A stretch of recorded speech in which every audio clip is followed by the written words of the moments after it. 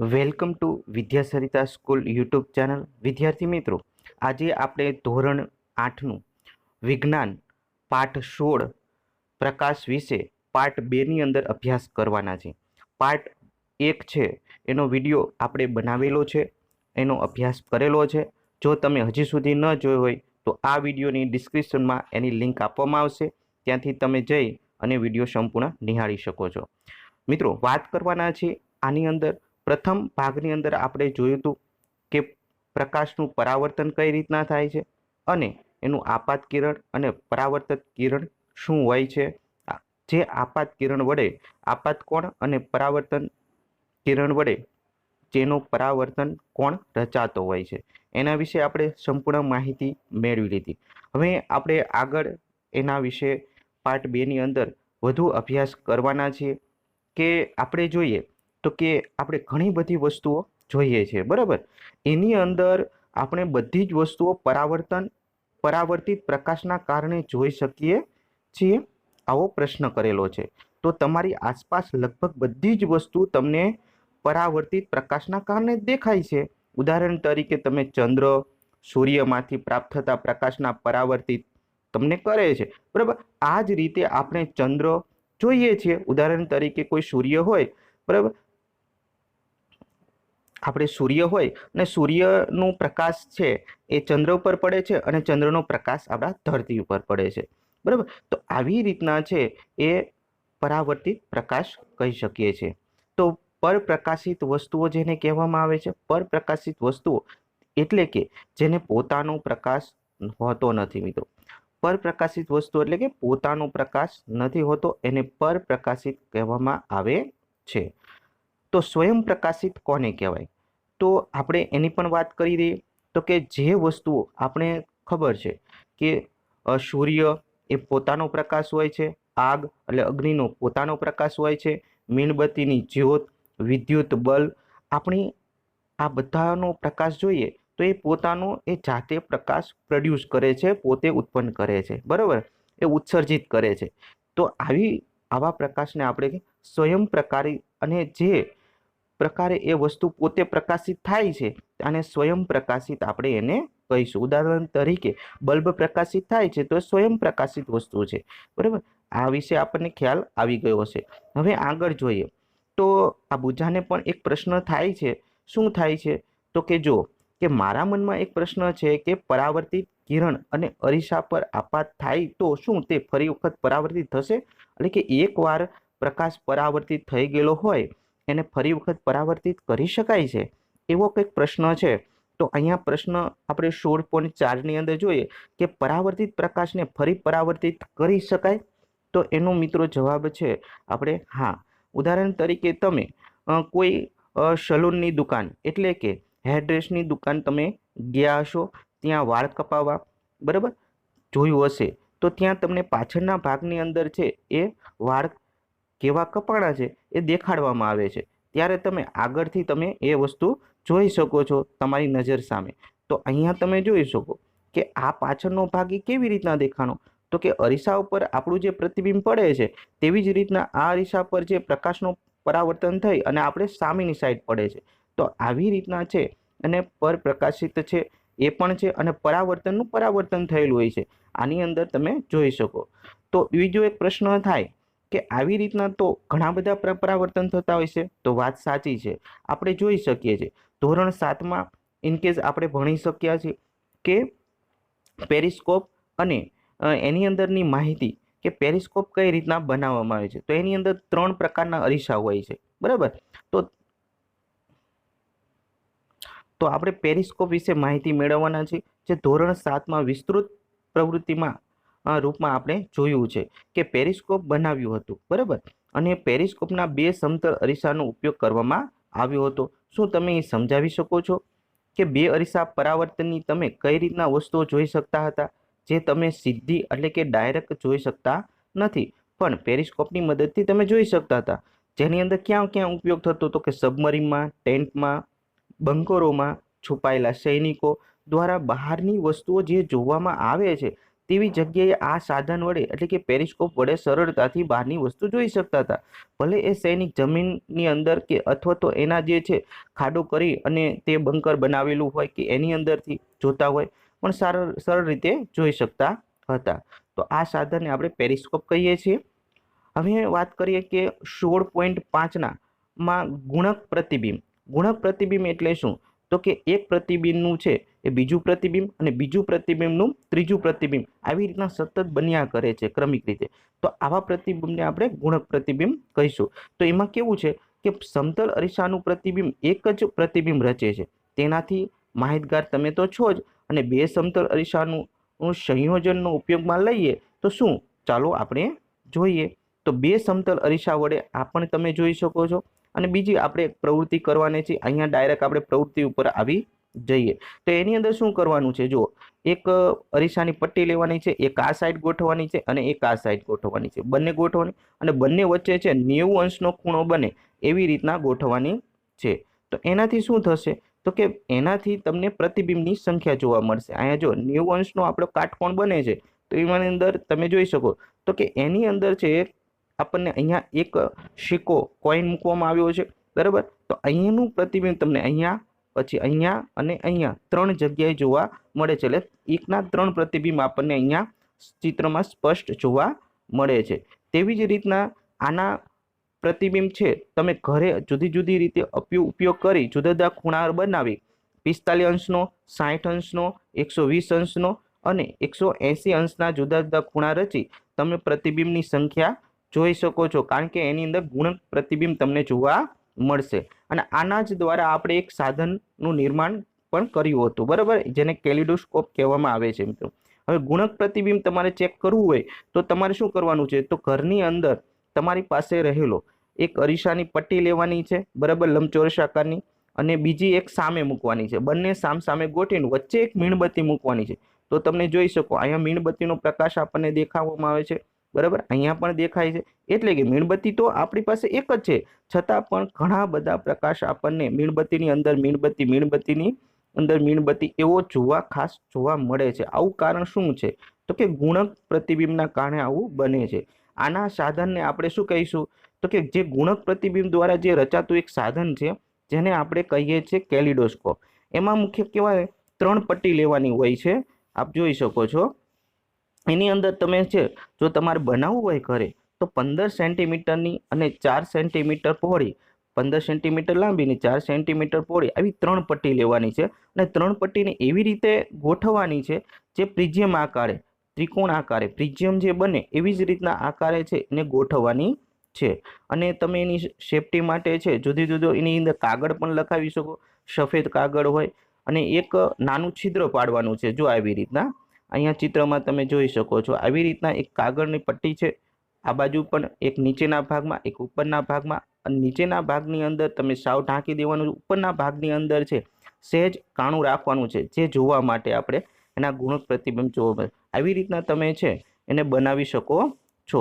આગળ વાત કરીએ મિત્રો તો આપણે તકતીને ટકાઉ બનાવવા માટે જુદી જુદી પારદર્શક પ્લાસ્ટિકની શીટ ચોંટાડીએ, બરાબર, અને ટ્યુબને બીજા છેડા પર સમતલ કાચની એક વર્તુળાકાર પ્લેટ અરીસાને સ્પર્શે તે રીતે આપણે જોડો. અને આ પ્લેટ પર નાના રંગીન કાચના ટુકડાઓ કે રંગીન બંગડીઓ, જે કાચની બંગડીઓ હોય અને એ તૂટી ગઈ હોય તો એવી નાની નાની કટકીઓ જેને કહેવાય, નાના નાના ટુકડા, એને તમારે શું કરવાનું છે? એ કેલિડોસ્કોપની અંદર નાખવાના છે.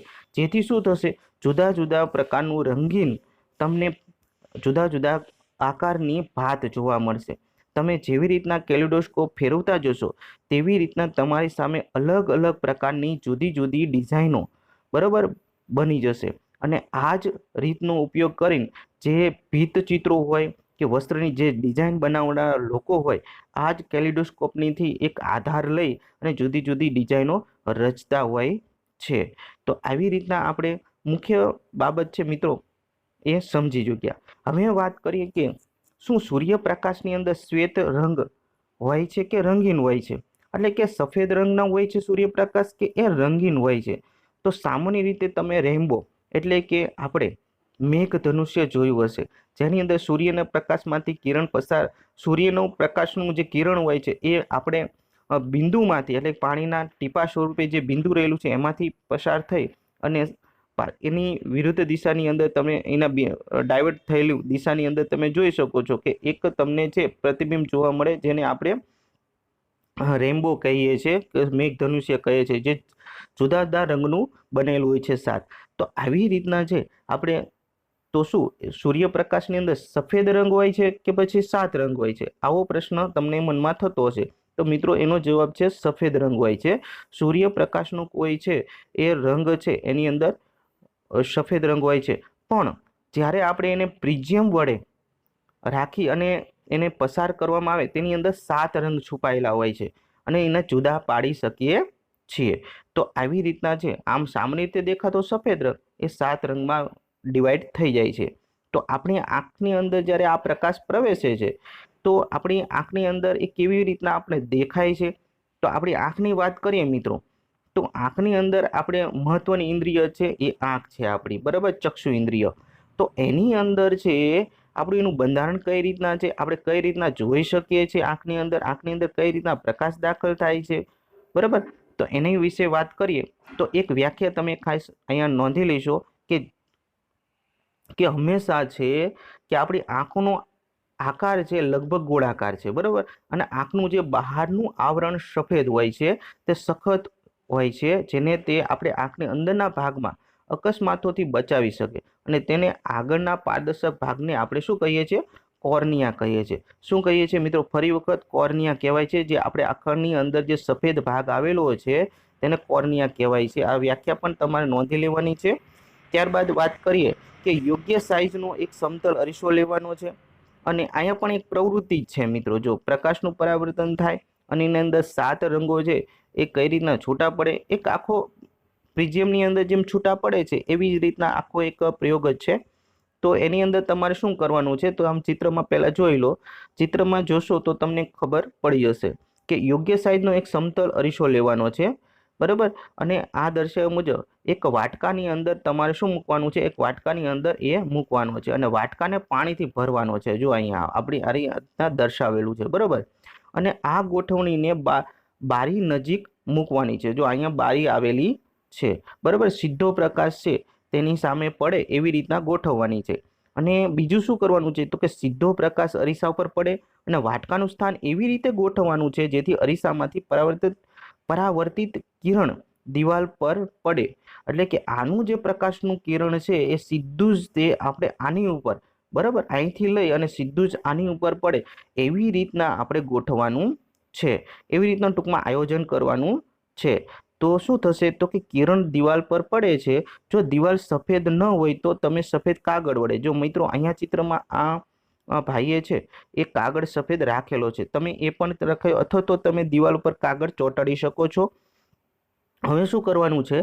તો કે સફેદ કાગળ દિવાલ પર લગાડવો અને પરાવર્તિત પ્રકાશ તમને ઘણા રંગ દેખાશે. અને આ તમે કેવી રીતે જોઈ શકો છો?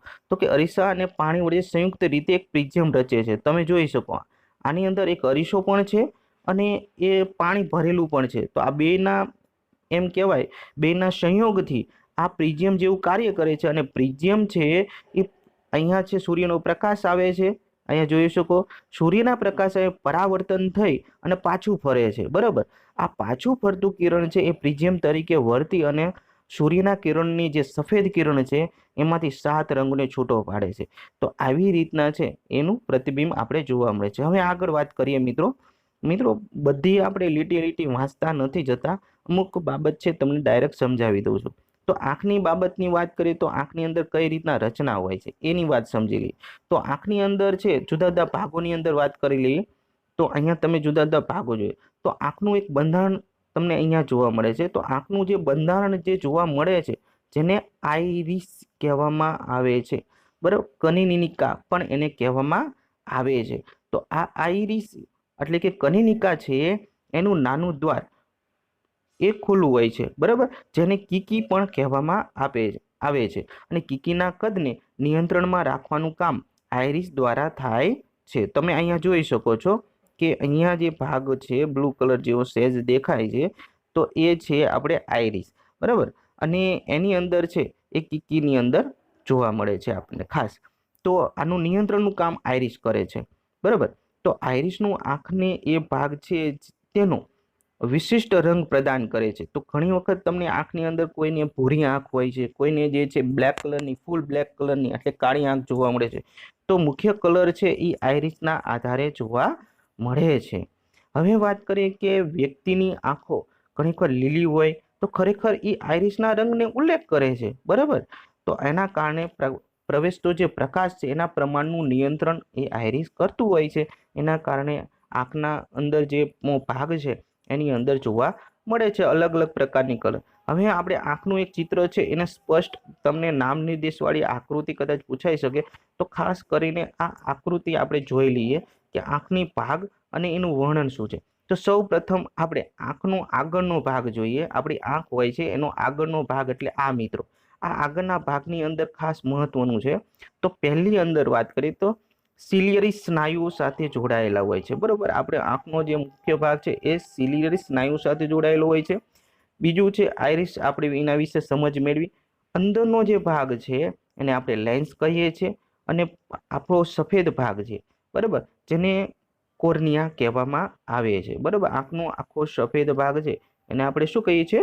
કોર્નિયા કહીએ છીએ. હવે જો આનું પ્રતિબિંબ છે સીધું આપણે જેમ બિલોરી કાચની અંદર, બરાબર, મેગ્નિફાયરની અંદર પાછળના ભાગની અંદર તમે જોઈ શકો કે સીધું બધા જ પ્રકાશના કિરણો એકત્રિત કરી અને એક બિંદુ સ્વરૂપે જોવા મળે. એવી જ રીતના આપણો લેન્સ છે એવી જ રીતના કાર્ય કરે છે. અને એ જ્યાં પ્રકાશનું જે આપણને મળે છે, બરાબર, જેને આપણે રેટિના કહીએ છીએ. અને આ રેટિના દ્વારા જે આપણા જ્ઞાનતંતુઓ છે, દ્રષ્ટિચેતા છે, એના દ્વારા આપણે ચિત્ર છે એને સ્પષ્ટ ઓળખી શકીએ છીએ કે કોણ છે, કયા વ્યક્તિ છે, બરાબર. એને ઓળખવાનું કામ છે પછી આપણા મગજના તંતુઓ દ્વારા થઈ જાય છે. તો બસ આવી જ રીતના છે. હવે તમને એ પણ કહી દઉં કે જે આપણા પ્રકાશ પડે છે તે નેત્રપટલ ઉપર પડે છે. ક્યાં પડે છે? નેત્રપટલ. તો આ લેન્સના પ્રકાશના આંખના પાછળના ભાગને આપણે સ્તર પર કેન્દ્રિત કરીએ છીએ, જેને આપણે નેત્રપટલ કહીએ છીએ. હવે જો આંખની અંદર શું હોય છે તો કે એના ચેતાકોષો સાથે જોડાયેલી હોય, બરાબર. અને આ ચેતાકોષો શું કામ કરે તો કે આપણા મગજ સુધી સંદેશો પહોંચાડવાનું કામ કરે છે, બરાબર. તો હવે એક વાત કરીએ કે શંકુકોષો પણ એની અંદર હોય છે, જેના દ્વારા તીવ્ર પ્રકાશની સંવેદના મેળવી શકાય. બીજું છે સળીકોષો હોય છે, જેના દ્વારા ઝાંખા પ્રકાશની સંવેદના મેળવાય છે. શંકુકોષોનું મુખ્ય કામ છે રંગ પારખવાનું. શું કામ છે? રંગ પારખવાનું. અને દ્રષ્ટિચેતા અને નેત્રપટલના જોડાણ સાથે કોઈ સંવેદનાત્મક કોષ હોતા નથી. તેથી તે જગ્યા પર કોઈ દ્રષ્ટિ હોતી નથી, જેને આપણે અંધબિંદુ પણ જેને કહીએ છે. તેનું અસ્તિત્વ નીચે મુજબ દર્શાવી શકાય છે, બરાબર. તો અહીંયા આંખનું ચિત્ર પણ તમે સ્પષ્ટ રીતે જોઈ શકો છો. કોઈ કાગળની શીટ પર એક ગોળનું ચિહ્ન બનાવો અને ક્રોસ ચિહ્ન બનાવો અને તેને બરોબર વારાફરતી તમે આંખની નજીક છે એ લાવતા જાઓ, તો ઘણી વખત છે એ ચિત્ર તમને અદૃશ્ય તમને થઈ જતું કે સફેદ થઈ જતું જોવા મળશે, બરાબર. એ પ્રવૃત્તિ તમે જાતે કરી લેજો. આપણે આગળની ચર્ચા કરીએ. હવે મિત્રો છે આપણે એક 16.10ની અંદર એક પ્રવૃત્તિ છે, એ પ્રવૃત્તિ વિશે માહિતી મેળવીએ. તો અહીંયા શું કરવાનું છે, બે કાર્ડ પેપર લેવાના છે અને બે ચિત્ર દોરવાના છે અથવા ચિત્ર ચિપકાવવાના છે, ચોંટાડવાના છે, બરાબર. હવે શું કરવાનું છે તો કે એક કાર્ડ પેપરને અહીંયા બાજુમાં તમે જોઈ શકો એક પક્ષી દોરવાનું છે, અને અહીંયા જે છે કાર્ડ પેપરની એક સામેની બાજુ છે એક પિંજરું દોરવાનું છે કે પિંજરું લગાવવાનું છે. પછી જે હાથમાં પકડેલું છે એવી જ રીતના બંનેને છે એક દોરી વડે પોરવી દેવાનું છે, આવી રીતના બંને છેડે કાણા પાડીને, બરાબર. હવે શું કરવાનું છે, વારાફરતી એની સ્પીડમાં તમારે ફેરવવાનું છે.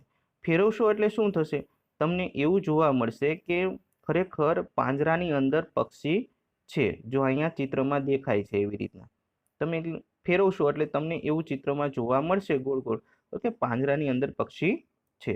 તો આવી રીતના છે તમે આ પ્રવૃત્તિ તમે અહીંયા જોઈ શકો છો, વાંચી શકો છો. તો એ તમારે જાતે કામ કરવાનું છે. બીજું આવે હવે આપણી જે આંખનું મહત્વનું કામ છે, બરોબર છે, એ છે આંખની દેખભાળ. તો આપણે આઈ કેર એટલે કે આંખની દેખભાળ કરવી ખૂબ જ જરૂરી છે. આપણે જે દ્રષ્ટિ દ્વારા જોઈ શકીએ છીએ, જો એની કેર ન કરીએ તો પણ એક જે છે એ ખૂબ ગંભીર બાબત કહી શકાય. તો તમે તમારી આંખની ઉચિત દેખભાળ કરો. જરૂરી કોઈ તકલીફ હોય તો આંખના ડૉક્ટર પાસે જાઓ અને આંખોની નિયમિત તપાસ કરાવો. જો સલાહ આપવામાં આવેલ હોય તો યોગ્ય ચશ્માનો ઉપયોગ પણ તમને કરો, કે જે નંબર કઢાવીને તમને ચશ્મા આપે તો એનો ઉપયોગ કરશો, જેથી કરીને આપણી આંખને વધારે નુકસાન થશે નહીં. આંખો માટે બહુ જ ઓછો અને બહુ જ વધારે પ્રકાશ હાનિકારક છે. બહુ ઓછો પણ ઘણા મિત્રો છે એ જ્યારે ક્લાસની અંદર કે પછી ઘરની અંદર જ્યારે રીડિંગ કરતા હોય તો જો ઓછો પ્રકાશ હોય તો આપણા માટે એ હાનિકારક છે, અને બહુ વધારે તમે લાઇટની અંદર બેસી અને વાંચો તો પણ એ નુકસાનકારક છે. આ પણ તમારે ધ્યાન રાખવાનું છે એક વિદ્યાર્થી તરીકે. બીજી વાત છે કે જો ઘણી વખત જે અપૂરતો પ્રકાશ કે વધુ પડતો પ્રકાશના કારણે આંખો ખેંચાય છે અને માથાનો દુખાવો પણ થતો હોય છે. તો એ આંખના કારણે જ બનતું હોય છે. જેમ કે સૂર્યપ્રકાશ શક્તિશાળી બલ્બ કે એક લેસર ટોર્ચને નેત્રપટલને ઈજા પહોંચાડી શકે છે. હવે શું તમે જાણતા હશો, એ ફટોફટ લઈ લઈએ કે પ્રાણીઓની આંખોમાં આકાર જુદા જુદા પ્રકારના હોય. કરચલાની આંખો ઘણી નાની હોય છે, પરંતુ તે કરચલાને ચારે બાજુ જોઈ શકે છે. તેથી જ શત્રુ પાછળની પણ તેની તરફ આવતો હોય તો પણ તે ખબર પડી જશે. તો આ એક કરચલાની એક વિશિષ્ટ પ્રકારની આંખો કહેવાય. પતંગિયાની આંખો મોટી હોય છે, જેને નાની નાની હજારો આંખોની બનેલી હોય તેવું લાગે છે આપણને. આકૃતિ તમે 16.17 જોઈ શકો છો. બરાબર, આ પતંગિયું છે અને આ એની આંખો દર્શાવેલી છે.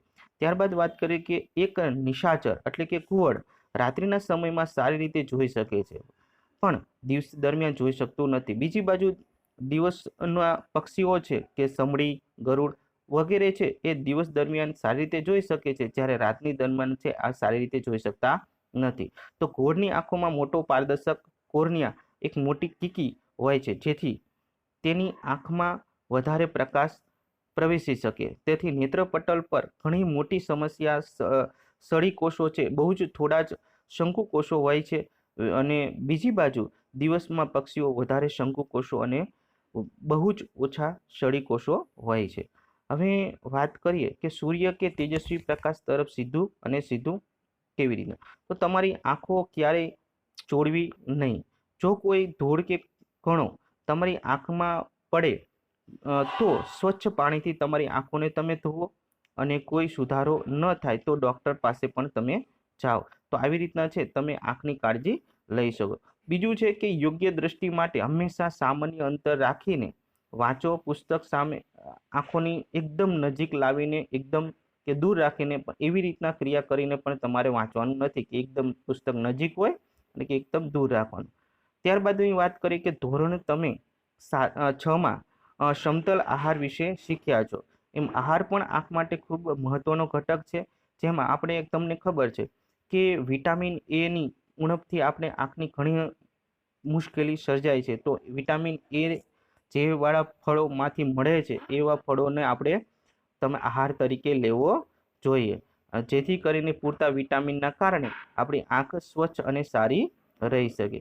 એમાં જે ગાજર છે, બરાબર, બ્રોકલી એટલે અને લીલા શાકભાજી, પાલક વગેરે જેમ તમે લઈ શકો. અને કોલીવરી તેલમાં વિપુલ પ્રમાણમાં વિટામિન એ મળે છે. ઈંડા, દૂધ, દહીં, ચીઝ, માખણ અને ફળો જેવા પપૈયો કે કેરી વગેરે પણ વિપુલ માત્રામાં વિટામિન એ છે. તો આવા ફળો ખાવાથી આપણી આંખની અમુક પ્રકારની સમસ્યાઓ છે એને ઝડપથી દૂર કરી શકાય છે, આંખની સારી રીતે માવજત કરી શકાય છે. હવે 16.9ની અંદર ખામીયુક્ત દ્રષ્ટિવાળા વ્યક્તિઓ વાંચી અને લખી શકે છે.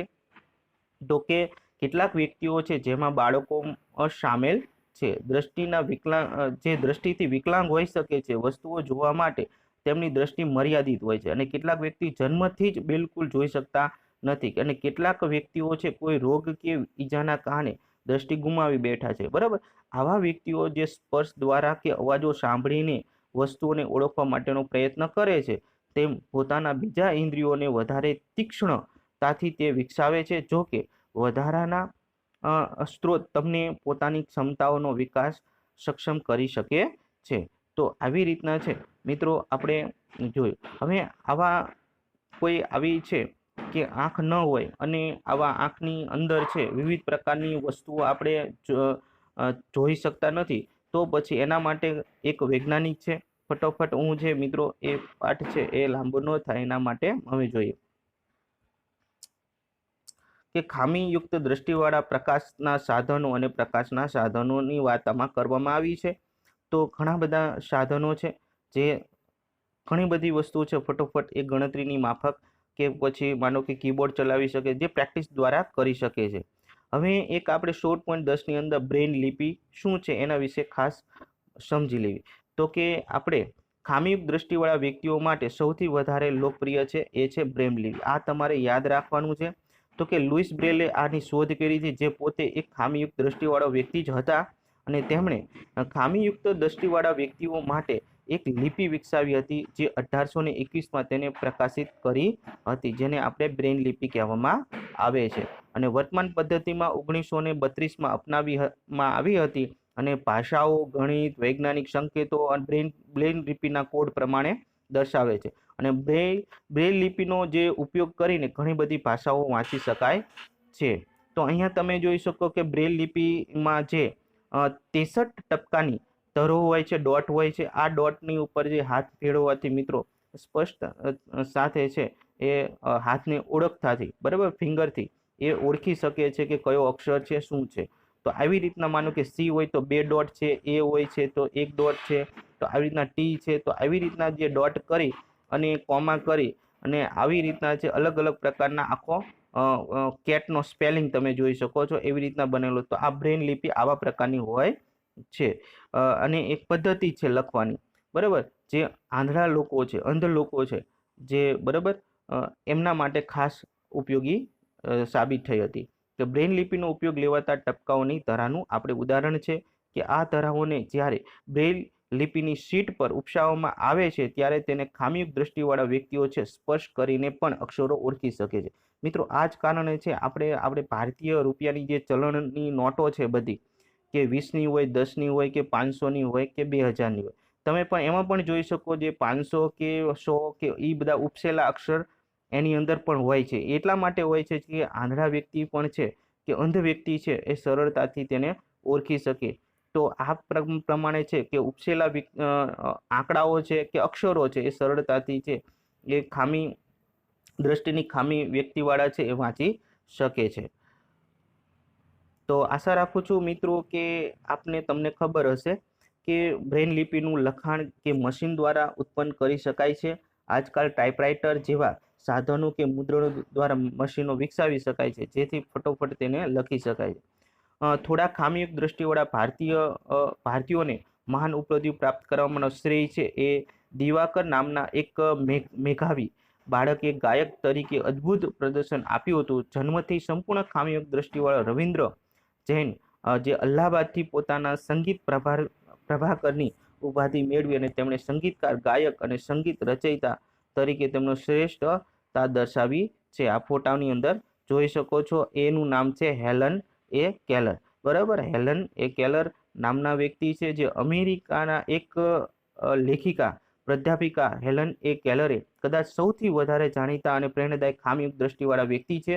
માત્ર 18 મહિનાની ઉંમરે તેમણે પોતાની દ્રષ્ટિ ગુમાવી હતી, પરંતુ પોતાના સંકલ્પ અને સાહસને લીધે વિશ્વવિદ્યાલયમાં એક સ્નાતકની ઉપાધિ પ્રાપ્ત કરી શક્યા હતા. અને સ્ટોરી ઓફ માય લાઈફ આ એમનું જે છે પુસ્તક એમને લખ્યું હતું. તો મિત્રો આ હતો આપણો પાઠ. સંપૂર્ણ પાઠ મિત્રો આપણે પૂરો કર્યો છે.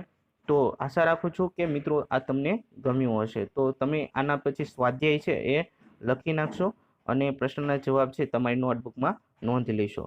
તો ફરી મળીશું બીજા વિડીયો